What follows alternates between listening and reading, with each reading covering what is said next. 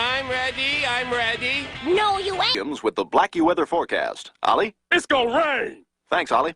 Let's go live to Ollie Williams with the Blackie weather report. Ollie? It's raining sideways. Sounds rough, Ollie. Do you have an umbrella? Had one. Where is it? Inside out, 2 miles away. Is there anything we can do for you? Bring me some soup. What kind? Chunky.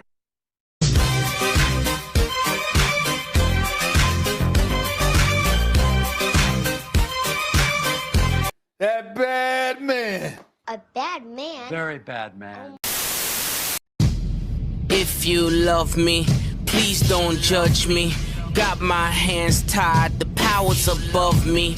Don't shoot the messenger, I'm just a puppet here. If you wanna place blame, then look to the puppeteer. Family, fortune, envy, jealousy, privilege, passed on, legacy, secret, sabotage, borderline, felony, suicide, subtract, selfish, pedigree, yeah.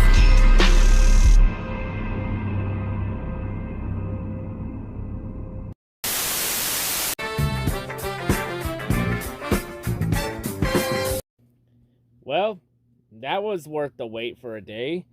Missed at least the first half of the race. I did catch everything Sunday. Missed at least first half of the race because I was getting sleep since I got to work tonight. But hey, that was well worth the wait. But yeah, Chase Elliott finally did it. Elliott finally won on an oval track for the first time since 2020 when he won the championship. Honestly, about fucking time Chase won it on an oval. I was getting sick and tired of seeing that bastard shoot himself in the foot every fucking oval, every chance he had to win an oval the last year or so. But anyway, before we talk about what happened in the Dover race, and some stuff that happened that led to the race taking place on a Monday, we need to talk about the other races that happened this weekend. So first off, we had the ARCA East race at Dover. Yes, we're going to start this off with ARCA. The ARCA East race, it was a pretty boring race, like almost every other ARCA race. It was mainly dominated by Taylor Gray. I mean, despite the best efforts from Jesse Love, it still wasn't enough to stop Taylor Gray. And Taylor Gray finally wins his first ARCA East race of the season and prevents Sammy Smith from going 3 in a row. So Taylor Gray becomes the second different winner in ARCA East this year. So now the championship really tightens up between Sammy Smith and Taylor Gray. And oh yeah, there's only 4 ARCA East races left this season. But they only run like once every month or 2 months, so yeah, that championship's not going to be decided till like at least until September at Bristol, when they have that joint race with ARCA. But yeah, it's really just a 2-man battle for the championship between Sammy Smith and Taylor Gray. And oh yeah, Taylor Gray was running the Mustang model for ARCA, and no longer the Ford Fusion. So now, in ARCA, Ford's now running the Mustang body instead of Fusion. Okay. And since we're not talking about ARCA, this is a good way to talk about what happened with Daniel Dye this week. Because we all know Daniel Dye. So far this year, he's had a pretty good start to the season. Almost a championship caliber start to the year because of Corey Heim and Nick Sanchez missing a race or two.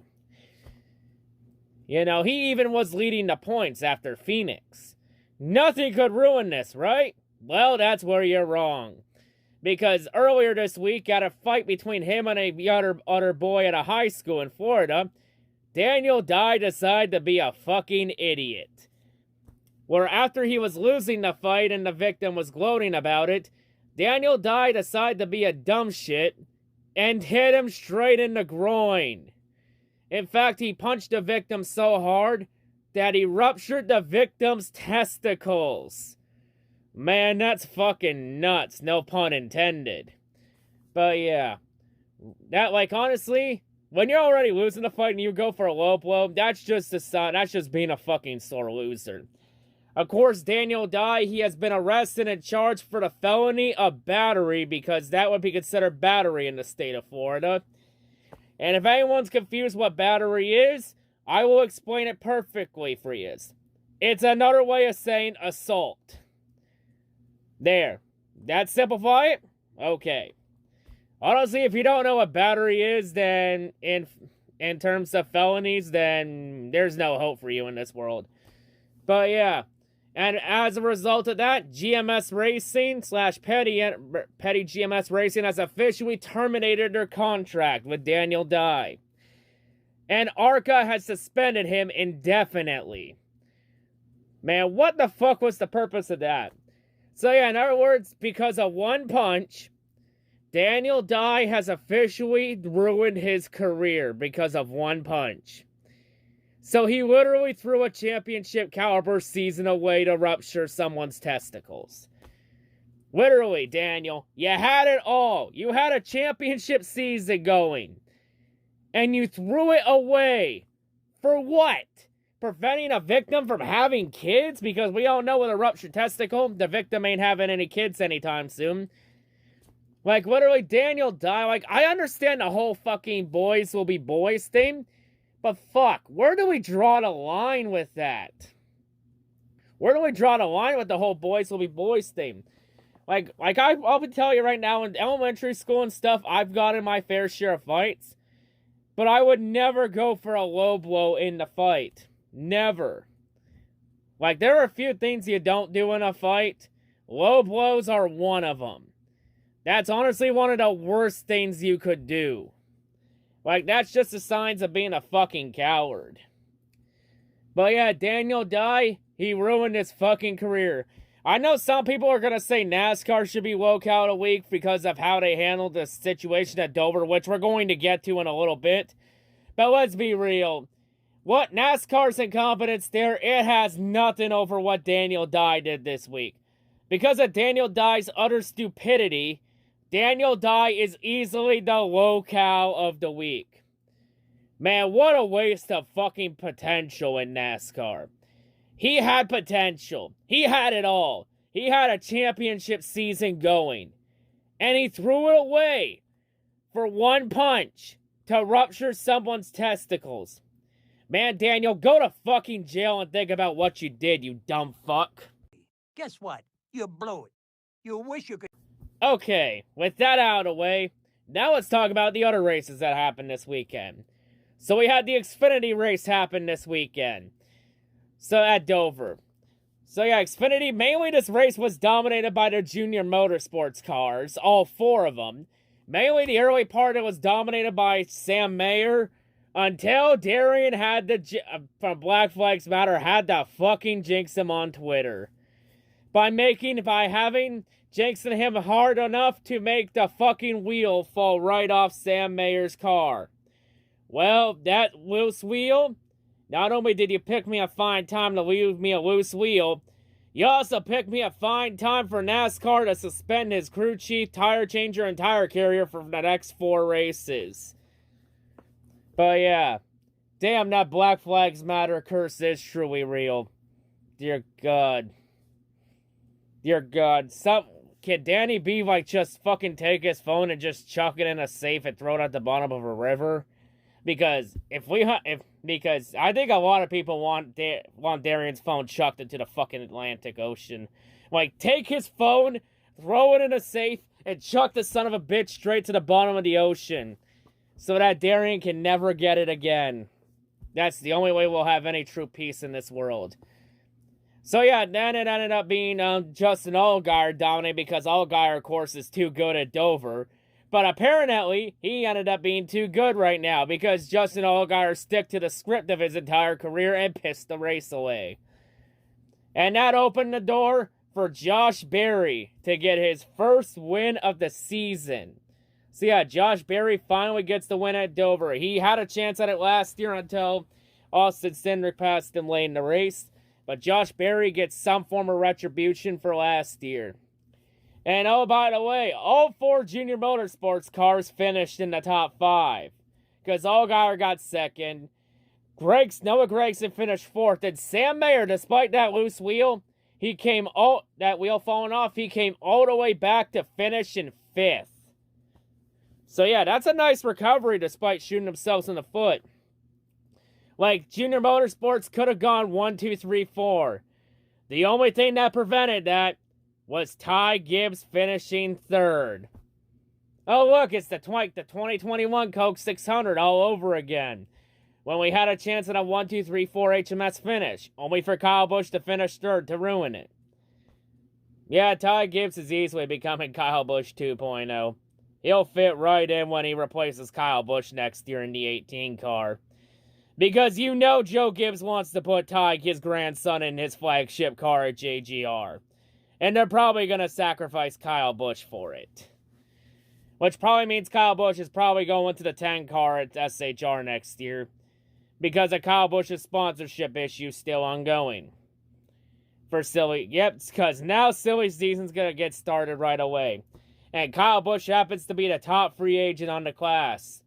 Because even though Kyle Busch's contract technically expires after 2023, Joe Gibbs Racing can opt out of it after this season, 2022. So yeah, Kyle Busch's future is up in the air.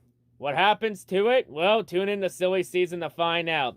In the meantime, Josh Berry has officially locked himself into the Xfinity chase.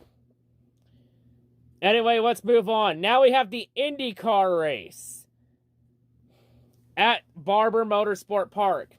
Well, the first half of this race, it was all Rinus VeeKay dominating. And then we had a couple cautions come out. And then on the final restart, Pato O'Ward would make an aggressive move on the outside and would get the position and take the lead from Rinus VeeKay. And then Alex, and then despite the best efforts from Alex Palou in the race, it still wasn't enough to catch Pato O'Ward.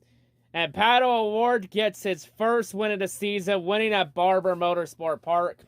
So Pato O'Ward also gets retribution for last year when he had a shot to win the race until McLaren fucked up the pit strategy last year. And I know Jimmy Johnson had another rough finish, but honestly at this point, who gives a fuck? It doesn't matter. Because Jimmy is still going to win the Indy 500 this year come hell or high water. And you best believe it. You better let the false hope consume you there. So far, the good news for this weekend is that I actually made $100 off betting this week. Because I had Josh Berry in the Xfinity race and won $55 from his win. And I picked Pato O'Ward for the IndyCar race and won $45. And oh yeah, 55 plus 45 equals 100. So yeah, I'm keeping 100 this week. No pun intended. But yeah. Anyway. So yeah, Pato O'Ward getting ready to get his championship start his run at the championship this year. And now IndyCar officially enters the month of May at Indianapolis. Before we get any Indy 500 anything going, we still got the Indy Roval still to go. So yeah, tune in for the Indy Roval, where probably Grosjean gets his first win of his first career win, probably. And oh yeah, we also had a little incident between Grosjean and Graham Rahal. And that incident, that's 100% on Grosjean, because Graham Rahal gave Grosjean all the fucking space in the world. And Grosjean still fucking drove straight into him, like a dumbass. Grosjean, what the hell are you doing, man? Man, Grosjean, I love you, man. Why do you have to choose to be a dumbass for the worst time? Bruh. Anyway, now to the Cup race at Dover. So, on Sunday, we had only 78 laps in. Denny Hamlin dominated the early part of the race, until a caution came out for rain. And then during that caution, when it wasn't raining hard enough, a good chunk of the field pitted while a good chunk stayed out, which cycled Kyle Larson to the lead. And then the rain picked up. And then NASCAR brought the cars down pit lane. And then NASCAR decided that they could not get the track dry enough in time since Dover has no lights. So the race gets postponed to Monday. And before we talk about the Monday part, we're going to talk about NASCAR and starting the race late at tracks with no lights. Because I've heard people calling out NASCAR and blaming them for the start time for not moving the start time up earlier so they can get at least half the race in to make an official race. Here's the thing about this argument. You're getting mad at the wrong people. You shouldn't be blaming Steve O'Donnell, Steve Phelps, and everybody else in that category. You're getting it wrong. You shouldn't be blaming the Steves in this situation. You're getting mad at the wrong people. The people you should be blaming for this are the executives at Fox, since they're the ones that decided the 3 o'clock start time, not NASCAR. Like, you all gotta understand this. NASCAR has no leverage, and I mean in plural, no leverage in this situation. The networks are the one that decide the 3 o'clock start times, not NASCAR.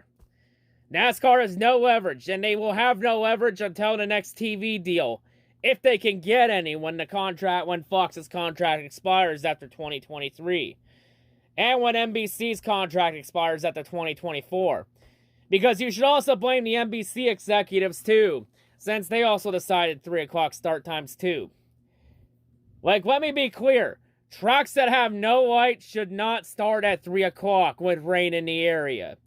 Honestly, I know a lot of people are talking about noon starts. I wouldn't go noon. I would say the earliest the race should start is 1 p.m. Eastern time. Because even at a 3 o'clock because the start times we have are 3 o'clock Eastern time. Which technically that is a noon start. On the West Coast. Because I think NASCAR books based off West Coast time. Because the networks say that, because if we start the race later, we can get better ratings than starting the race at noon and 1 o'clock. And here's the thing about ratings. Ratings produce the most revenue for the networks. That's where most of the money comes from NASCAR. It's not off ticket sales or merchandise or any of that shit. Most of NASCAR's revenue comes from the TV ratings and sponsorship. That's where most of it comes from. So yeah, for this situation, blame Fox and NBC for it. Like, let me just say this. If you're going to start the races at 3 p.m. Eastern, then put lights on the fucking track. Like, install lights at every track should have lights. Except the road courses. The road courses, we can be fine with them starting the race at 3 with no lights. Because for the road courses, we have the rain tires and all that shit, so they can race in the rain as long as it's not fucking monsoon weather rain. Then we can, that's a sacrifice there. Even though a night race on a road course does sound pretty appealing, though. The good news is, though, there's at least 2 road courses that have lights that NASCAR could do that at. The Charlotte Roval and the Daytona Roval. If Daytona Roval ever comes back. Probably not, but you never know. But yeah. Anyway. So yeah. And I've heard a lot of reasons against why Dover doesn't have lights. I've heard the one excuse being, because there's an Air Force base not that far away from the track. I call bullshit on that. Because there's a football stadium right across the street from the track, and that stadium has lights. What the fuck is Dover's excuse? I heard that's the same reason why they didn't want to put the lights in at Talladega. Because there's an airport right beside the track. I call bullshit on both of that. Because here's the funny thing about that argument. Daytona International Speedway has an active international airport right beside the track. Hell, one of the runways runs about the same length as the back straightaway at Daytona. And guess what? Daytona still has lights on the track. Throw that excuse out. You can't even use that excuse. Because Dover's been trying to get lights on at that track for the last 20 years. But they've been unsuccessful at it. Hell, for fuck's sakes, on NASCAR Thunder 2004 career mode, season mode, the second race at Dover is usually a night race because of a glitch in the game's matrix. And I've heard another excuse about being because it's in the middle of the city and there's a mall not that far away, and people would complain about it. Here's another argument against that one. And I've heard a lot of people use that for Indianapolis as well. Here's the funny thing. Milwaukee Mile, in the middle of Milwaukee, has lights. What other tracks we have? Oh yeah, Nashville Fairgrounds, in the middle of a residential area in Nashville. Guess what? The fairgrounds still have lights on at the track. Hell, Richmond Raceway, which is like just outside of Richmond, Virginia. Just outside the city. that track still has lights. Hell, Lucas Oil Raceway in the middle of Indianapolis, right beside Indianapolis Motor Speedway, or not too far, or a couple miles away, might I add. Guess what? Lucas Oil Raceway has lights. There's literally 4 tracks I can name that are located in the middle of a city or residential area, and all 4 have lights. So throw that excuse out the window. And I heard another excuse about being, because installing lights would cost too much. Motherfucker, they invested, a couple years ago, they invested $25 million into the infield at Talladega. If they could throw that much money to invest in infield at Talladega, they could sure as hell invest that much money to install lights at every fucking oval track. These oval tracks should have lights for sure. Like Michigan, it's located in the middle of nowhere, just outside actually a small town in Brooklyn. Michigan should have lights. That track has no fucking excuse. Hell, Pocono Raceway, which is located in the middle of the mountains, that track should have lights. That track has no fucking excuse. Hell, New Hampshire, located in the middle of nowhere, should have lights. No fucking excuses. No, they should have made a petition to put lights in after that shit show last year when they had to cut the race 10 laps short because of the lack of daylight. Like, what else? I mean, Dover should have lights as well, and so should Indianapolis. And Talladega, it's in the middle of nowhere.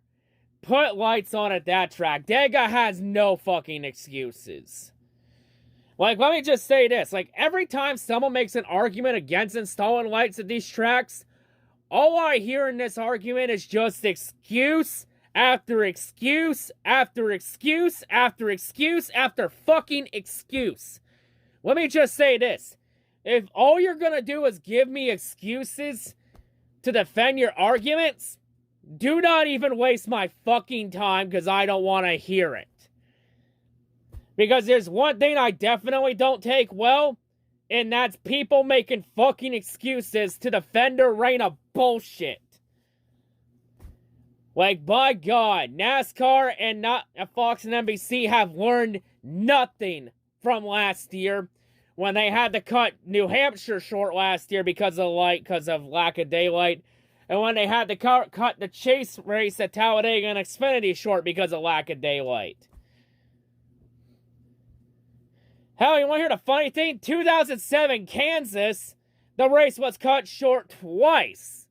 Like, they had to shorten the lights like 2 or 3 times because of lack of daylight.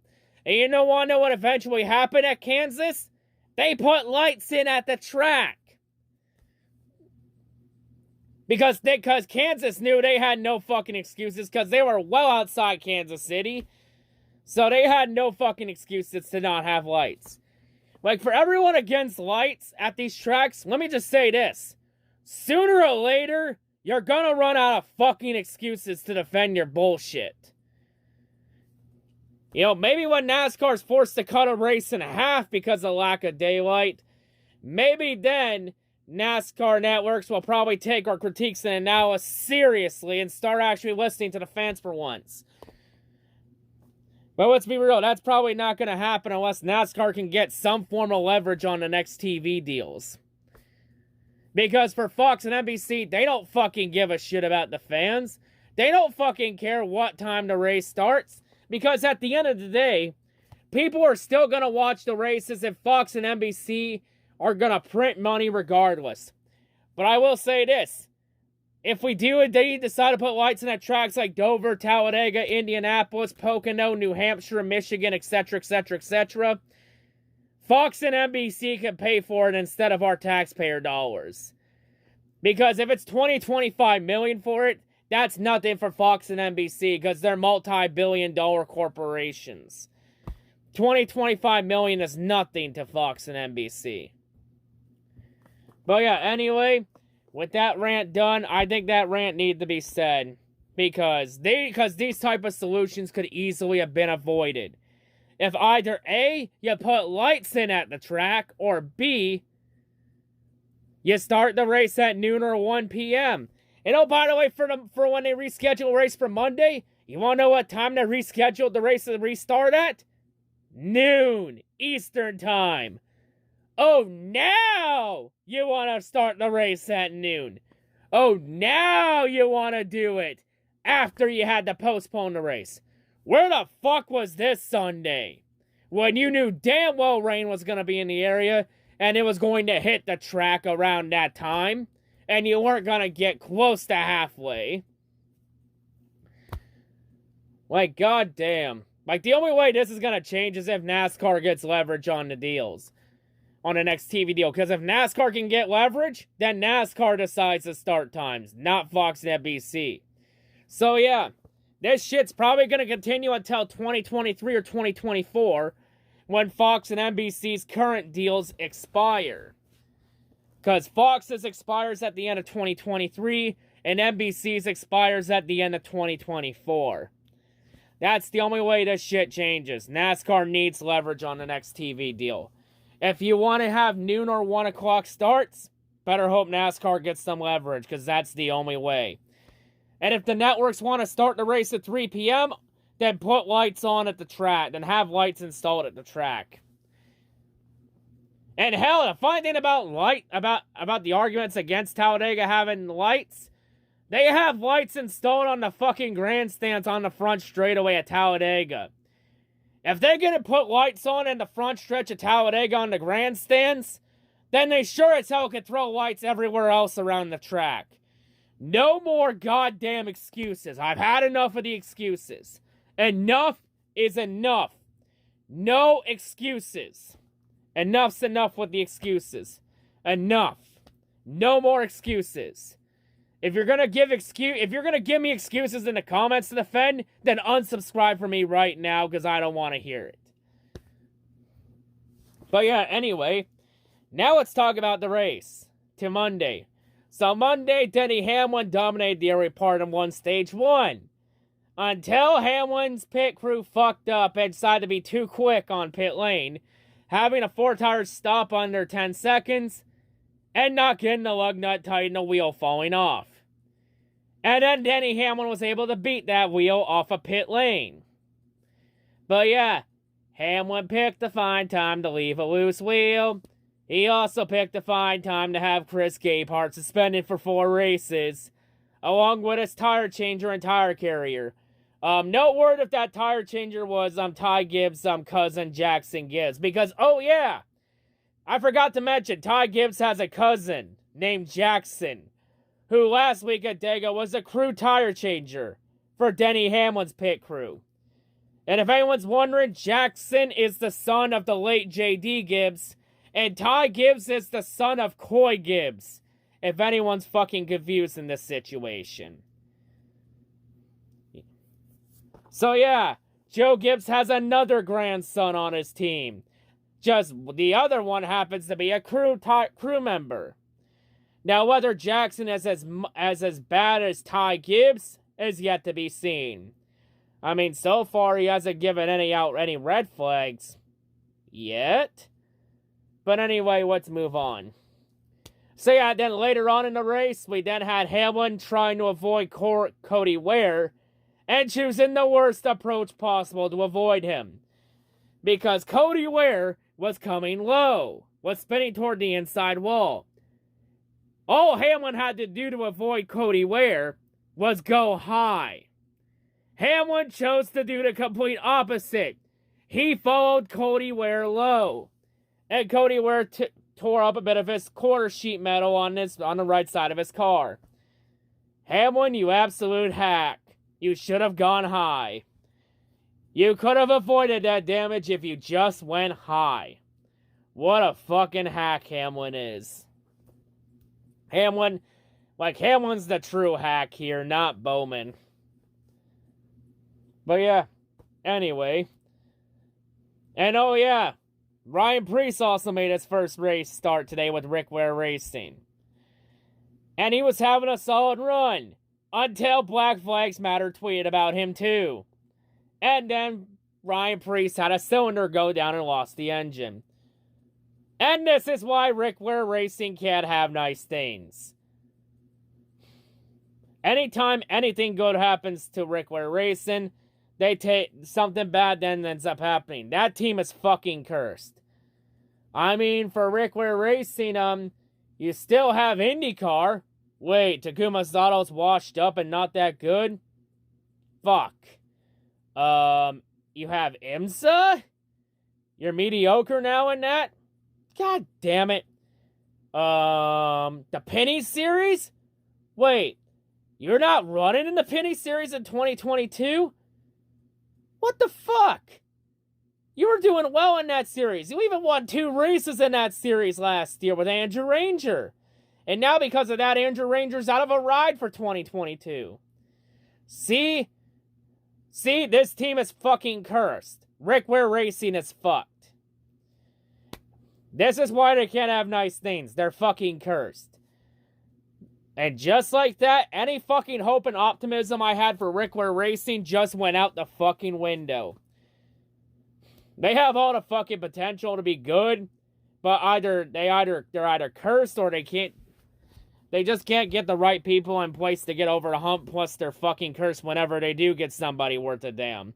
Like last year when they had Roman Grosjean, where he actually had some good runs with Rick Ware Racing and made him good. And then Rick Ware Racing let him walk to Andretti. God damn it. Can anything nice happen to Rick Ware Racing for a fucking change? God.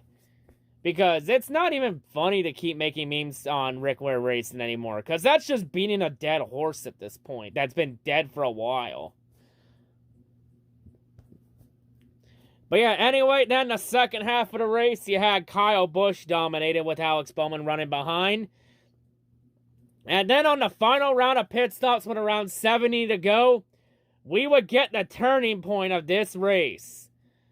Because when Kyle Busch and Alex Bowman came down for scheduled green flag pit stops, like the moment both of them entered pit lane, AJ Allmendinger would then lose the right front wheel and have it fly right off the car, forcing a caution.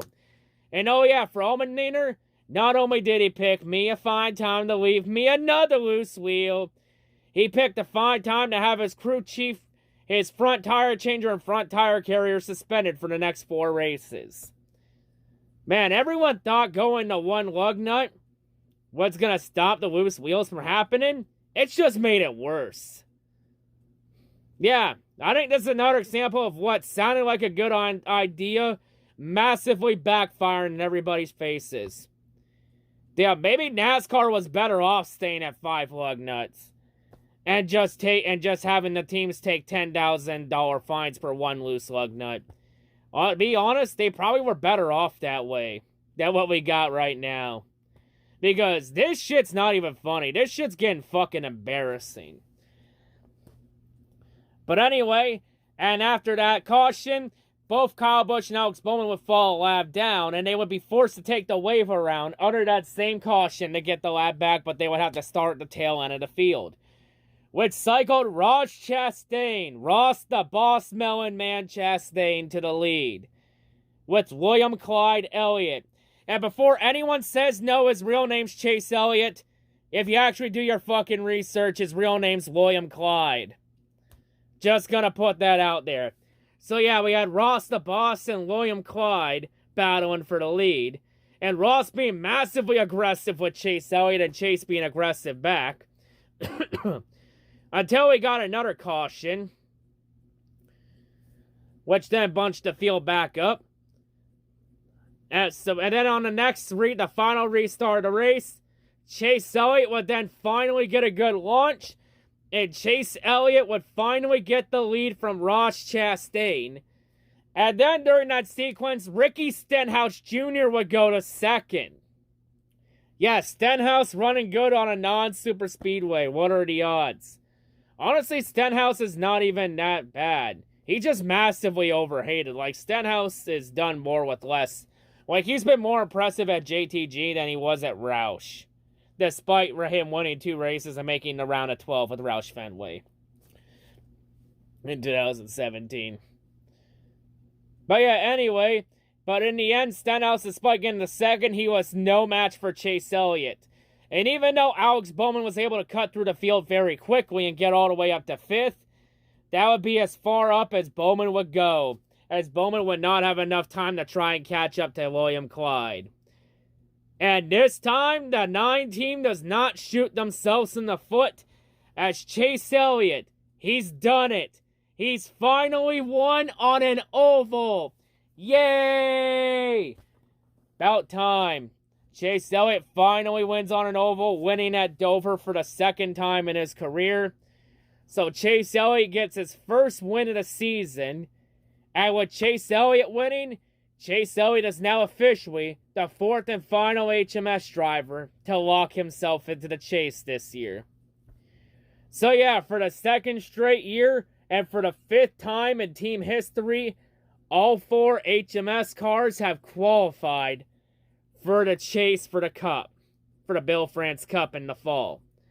And oh, by the way, we're not even halfway through the season yet.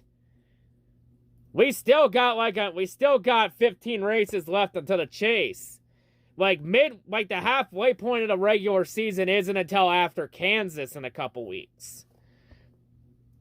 But yeah, and also Chase Elliott ends the trend. Because usually Chase Elliott's first win has been with a fucking one-off race sponsor. Because 2018 it was Sun Energy 1. 2019 his first win of the season came with Little Caesars. 2020 it came with Kelly Blue Brooks. And last year it came with Lumar Windows. This year that trend has ended because this first win of the season came with Napa as the primary. So yeah, Chase Elliott ended the trend. But yeah, about fucking time Chase Elliott won on an oval and this 9 team didn't shoot themselves in the foot.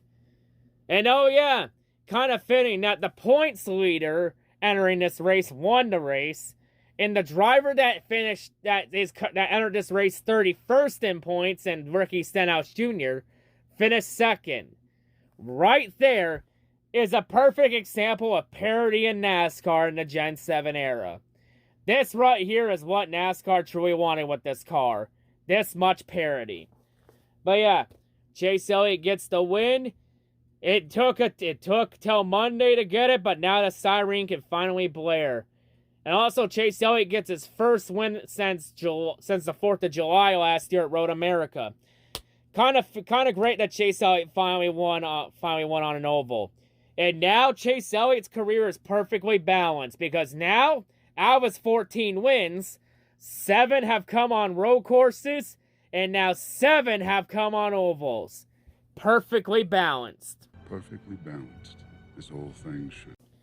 But yeah, anyway, with that out of the way, so now for HMS, the rest of the season pretty much is just test and tune-up sessions to get ready for the chase and for the Bill France Cup in September and October in the fall. So yeah, really the rest of the season really doesn't mean too much. All it really does now is that they can open up the playbook and try and go high risk, high reward, try and get more bonus points for the chase.